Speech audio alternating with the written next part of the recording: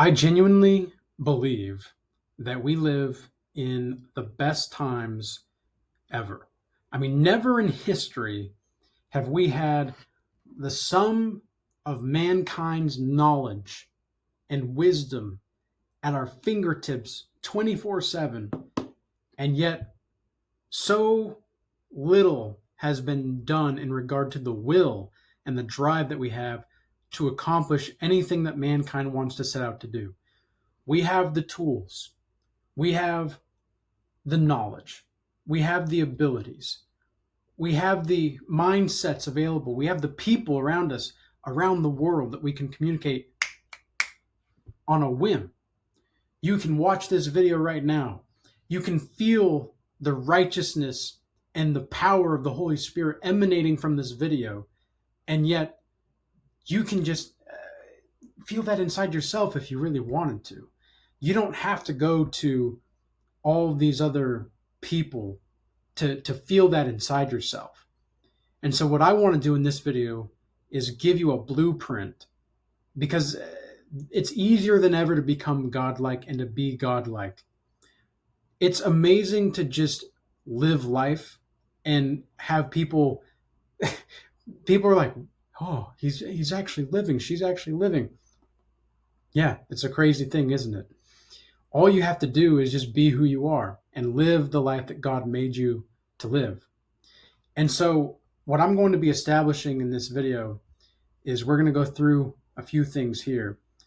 And the first thing that I want to talk about is the Godlike Mastery mindset.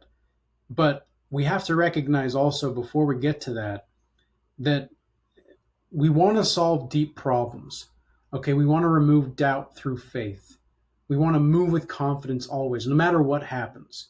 Okay, we have to have goals to some degree, but not because, like, oh, I need a goal because I need a goal. It's like, no. What do you actually want to do with your life? It doesn't matter what it is. It doesn't, you don't need to be, a billionaire in order to live a fulfilling life. Now, I'm not saying you shouldn't be ambitious or that you should shy away from ambition, but don't live in that fearful mindset. It's like, oh, I have FOMO. No. When I wrote this book, the Book of Oldishness, which just barely published not 2 weeks ago, right? My goal was to put this book into the hands of anybody that is curious about the true mysteries of the Spirit and of truth.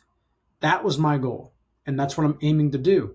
But also, with the Godlike Mastery Initiation system that I've created for my Godlike Mastery Initiation program, but I'm going to give you guys just the blueprint here so that you can do it on your own if you really wanted to. This is what it's all about. Is I want to give people the tools that they need. If there's anything that they possibly have missed, they're going to get it in this video. That's the way I have my mindset around. And I have the mindset of, this is the way.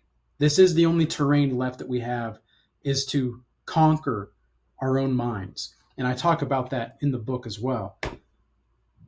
But the Godlike Mastery mindset looks exactly like this. Okay? The best is always yet to come. We always look forward to the future. We're not paralyzed by the past, okay? We're not like thinking about all the things we could have, should have, would have done. And I know that that's a very difficult thing, especially when you're in times of distress and you feel a bit of despair. It's hard to, or a lot of despair, depending on the situation. And it's hard to remember this, but that's half of life, in my experience, is just remembering who you are. And it's not about looking to the past and being paralyzed by it, but it's like, okay, I remember where I came from. I remember where I'm wanting to go. I remember how I've lived, and I'm going to live in a certain way that is going to reflect a positive aspect on my being. And one of the ways that you can do that is you see gratitude as the secret language of the universe. Okay, gratitude in of itself is just a grounding technique, but it's also just out of genuine gratitude, you'll find joy. I get my joy from gratitude. Okay, I don't seek joy or I don't seek happiness. It just happens to me. and I allow myself to experience the emotions to the fullest, but I don't let myself become weak. I don't let myself become caged, because I know what that's like to be caged and weak, and it's not a fun thing. And this is why you have to always recognize there's always a way out of a bad situation. Okay? This is something, again, it's a mindset. You may not always believe this. In fact, you might not believe that, a lot of the time. But if you have the mindset of there's always a way out of this bad situation, that's going to be way better than the alternative. And three things that must occur for you to operate in this godlike mindset is you have to consistency max. You're input focused, you're not outcome focused. And you position yourself to doubt your doubt through faith. This is the three things that I've seen people with a godlike mindset and what I strive for in myself, because that's that's who I am. This is part of my brand and this is what I do, right? It's how can I stay consistent above all else? Because sometimes you're going to have days where you don't want to feel like you just don't want to be consistent. But that's where the discipline comes into play. But you don't pedestalize discipline. I think that's a mistake.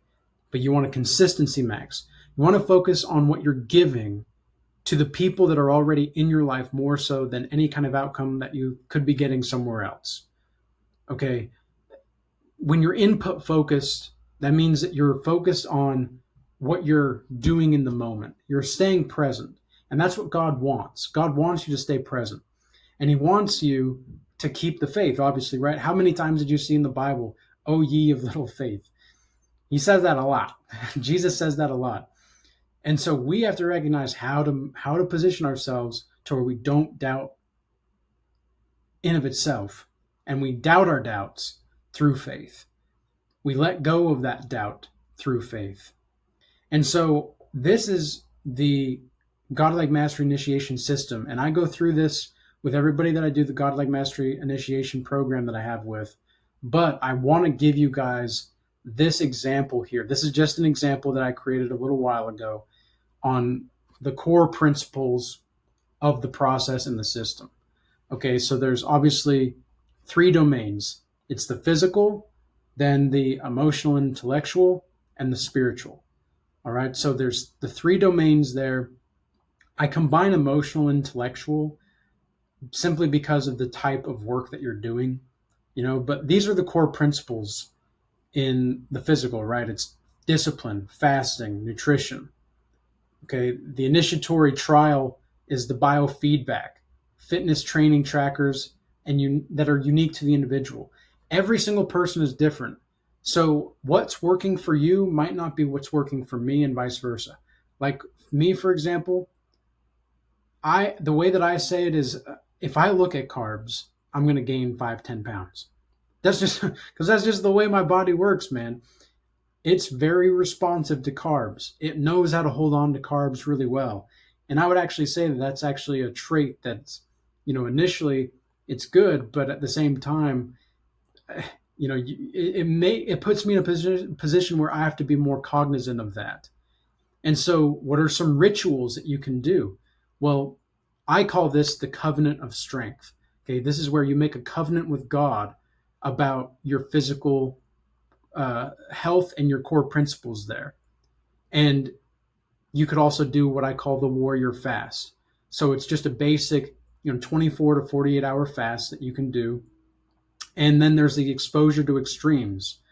Okay, you can do cold showers. You can do the sauna. You can do the steam room. Just go to the polarities in your physical environment. Get out into nature. Maybe go camping if you've never gone camping. Do things that you've never done before in the environment that you're surrounded with. Okay, the body it has to become a complete vessel of the spirit and the soul in order for you to really understand the mastery of what that looks like.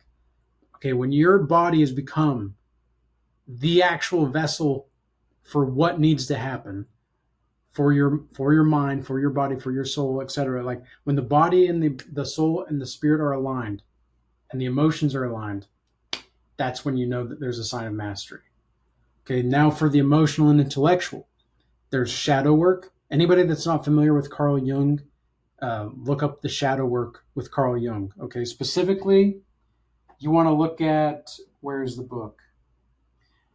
This book, Ion by Carl Jung. That is something that you want to look into because it'll give you some more deeper insights, because it'll literally reshape your psychology reading it. Okay, you want to think about the critical thought, reading, writing, and what I call emotional differentiation. The reason that I coined the term emotional differentiation, which is something else I talk about in my book here, is that the emotional differentiation is where maybe you're stuck in like a codependent mindset and you don't know how to get out of that codependent mindset. Well, you start to have to differentiate your emotions from other people's emotions, especially if you've been in narcissistic abuse or any kind of emotional abuse, really. You are going to need to learn how to differentiate your emotions, because otherwise it can be like you're just in this ocean of emotion instead of almost like lots of emotion. That's the way that I think about it. It's like, okay, this is my lot of emotion. This is my property of emotion. That's your property of emotion. I can see your property of emotion. I can acknowledge your property of emotion. But this is the line here, buddy. Okay, you don't get to take my life force, and I don't get to take your life force. We just give to each other. We give. It's a giving and a sharing. When you're emotionally healthy, you have a good mindset around your body. You have a good mindset around your intersexual dynamics. When you recognize that the unconscious mind in your relationship to the unconscious reflects in the other gender, it's going to show in a sense of mastery of this domain. And you have a proper mindset around creativity. You're more of a creator than you are a consumer. Okay, I've had so many people want to do their own YouTube channels and such, and they talk to me about doing their own YouTube channels. And it's like, but they don't actually just start making the videos. Some of them do, and those are the people that are doing better, obviously, because they're actually putting out content, because sometimes it's just a numbers game, right? Sometimes you just have to put out numbers before something actually happens. It took me 20 videos on my Regal Change channel for YouTube before I got like any traction. And it was literally at the moment I was about to give up. But I did one more because I just felt like God wanted me to do one more. And I was like, all right, I'll do one more, God. I don't know why you want me to do this, because I don't want to keep doing this. But this is kind of what it seems like.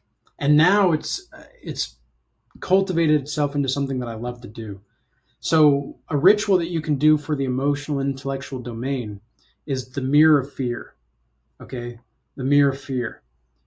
Write down all of your fears and then look at it in the mirror and see each day if that's actually going to be something worthy for you to look at.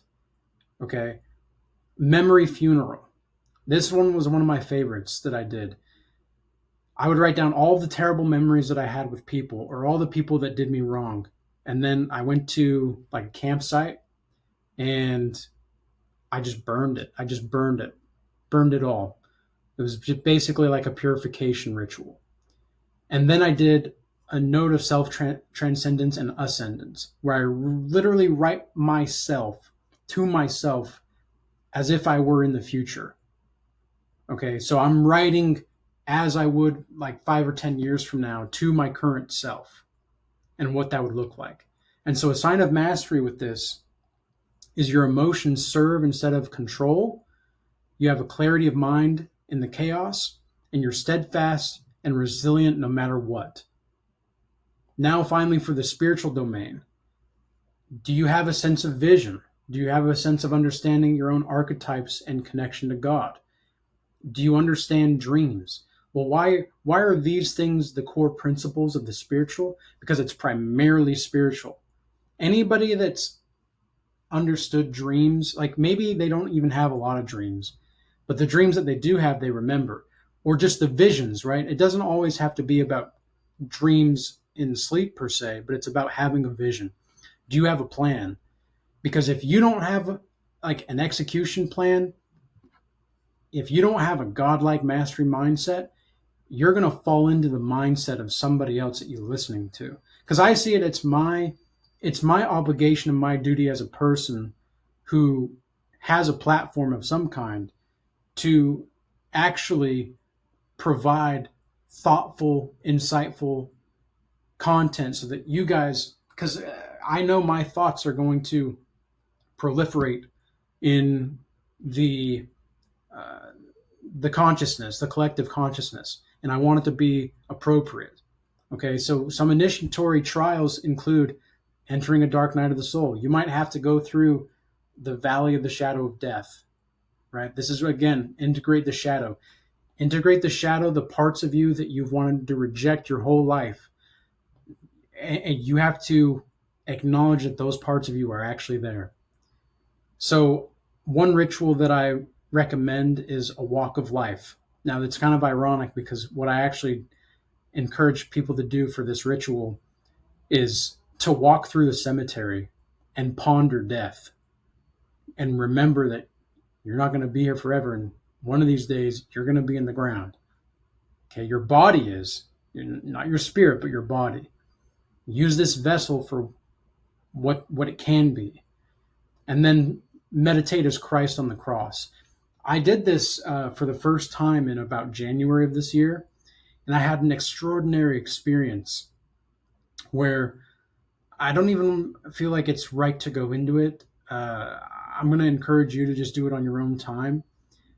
But literally sit down, meditate as if you were Christ on the cross and see what happens. I'll just leave it at that. And signs of mastery of this include choosing peace and love above all other options, and then having a direct sense of spirit and truth at all times. So this is where we move into the godlike healing process. If your inner child is not seen, your feminine principle will tell you to disappear. Okay? If your inner child is not heard, your feminine principle will settle into internal confusion. If your inner child is not seen, then your masculine principle will tell you to conquer through domination. Okay, think about all like the great conquerors of old. They wanted to be seen. And sometimes it's not always going to be about domination through conquering. Sometimes it's going to be covert. Okay, covert domination. If your inner child is not heard, your masculine principle will tell you to avoid adversity. Okay, so you have to listen to yourself. Otherwise, you're going to avoid uncomfortableness. And life is about being capable of being uncomfortable sometimes. But an important note to have here is that healing does not matter unless you do something with the information you receive from your inner child. All right? Godlike communication, soft skills. Can you communicate without social anxiety? Can you do that? Answer that right now and for yourself. And I hope you guys, if you've gotten to this point, I hope you're taking notes or just coming back to this video, because it's going to be a video that you need to come back to down the line. This is literally like the blueprint to make life easier than ever. So this is just what I do. I'm not saying that you have to do this. This is just me saying this is what I've done. This is what I've cultivated. This is what I do to help other people. And I have the results to prove that. So can you communicate without social anxiety? This is one of the reasons why semen retention for men and just, purity in general for both males and females is so important, because you don't get caught up in the anxiousness of being social. It's not normal to actually be anxious talking to people. And it's not always a you problem. Okay, that's another thing to remember. It's not a you problem all the time when you have social anxiety. Sometimes it's just the product of your environment. You were raised to be anxious in talking to people because you didn't know what was going to happen. It was a chaotic environment. Okay, verbal communication. What's your tonality like? What are your words like? What are your verbiage? What's your vocabulary? All right. Can you communicate clearly? Visual communication. Can you read facial expressions? Can you notice facial expressions? Maybe even microaggressions, not microaggressions. Sure, maybe microaggressions too. That's like a made up word from the letter people and like, all that stuff, right? The liberals, but also physiognomy. Okay. Can you read a person's appearance and can you understand a bit about who they are based on their appearance? It's not about judging people on their appearance, but understanding who they are. Okay. Heterosexual relationship communication. Can you talk to people like people? This is something that a lot of men have trouble with for women in general. And then women have a lot of trouble with this with men that they like. Okay. Can you just talk to them as a person? That's really the biggest thing here. What is your self-talk like? How do you communicate with yourself? Do you use I am statements or anything of the sorts? Why do you think that God told Moses to tell the people, I am that I am? Okay, it's a statement of being and being itself. And so communication with anyone does not matter unless you know how to communicate with your unconscious, which is within yourself, right? And this is where you can get into thoughts as actual objects. Okay, when you think certain things, you're sending out a frequency, you're sending out a vibration, right? You're coming into consciousness in a certain kind of way. You have to believe it though. So if you might as well believe the good things, and the bad things, quote unquote, that you label bad or negative, where you focus on, it's like, oh, this great thing happened. But it could have been better, like here and here and here. It's like, well, yeah, there's always room for improvement. But notice how you talk to yourself. Okay, godlike confidence. Do you understand that your confidence comes from your relationship with God? Do you understand that money, status, influence, women, men, attention can all enhance your confidence, but it's not the true essence of confidence? Do you romanticize failure so that you won't be confident? And recognize people will forgive you for being cocky, but they will not forgive you for being weak and having no confidence. But it's important to note also that confidence does not matter at all if you're not connected to God. Now for godlike wholeness. So anybody that's taken the Legends of Stoicism class in the Regal Change Academy from a little while ago, they'll kind of remember these words here. It's the ethos, pathos, and logos.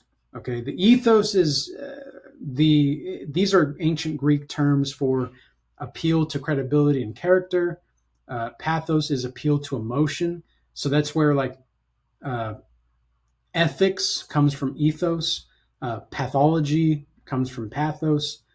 Logic or the logos is the appeal to reason and logic. Okay, logos. That's the Stoics, the ancient Stoics, basically perceived the logos to be a divine force of reason. They didn't really call it God, but that's what they called it, right? It's a divine force of reason.